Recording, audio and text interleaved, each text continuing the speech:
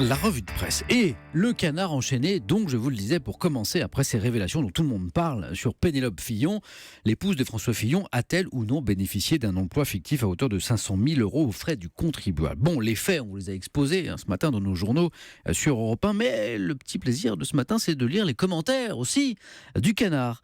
Petit extrait choisi. Pénélope Fillon était jusqu'à présent connue pour ses talents de jurée dans les concours de tarte aux poires ou de poney Shetland, son assiduité à la messe de Solesmes et ses occupations domestiques, mais elle cachait, écrit le canard, en fait une vie professionnelle trépidante, si trépidante qu'elle n'a jamais eu le temps de l'évoquer, pas plus que son mari devant les médias ou ses proches, ni même de laisser des traces chez ses employeurs successifs. Nul doute que François Fillon va s'en expliquer dans les prochains jours, sinon les prochaines heures. Je vous le disais à l'instant, son porte-parole a déjà affirmé qu'il ne s'agissait en rien d'un emploi fictif. D'ailleurs, vérité ou fait alternatifs. Vous savez, ces faits alternatifs rapportés par le camp Trump aux États-Unis, ces faits alternatifs pour combattre l'évidence, par exemple la faiblesse de la mobilisation populaire pour saluer son entrée en fonction en tant que président.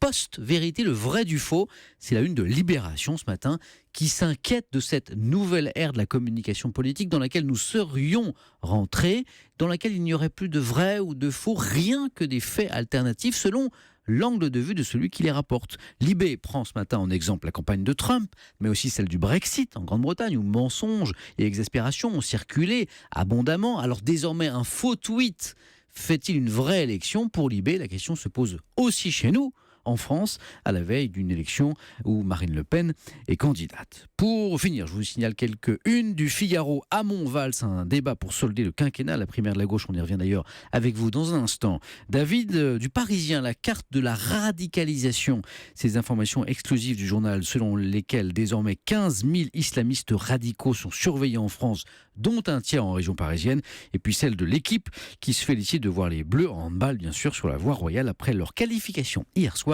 pour les demi-finales du mondial.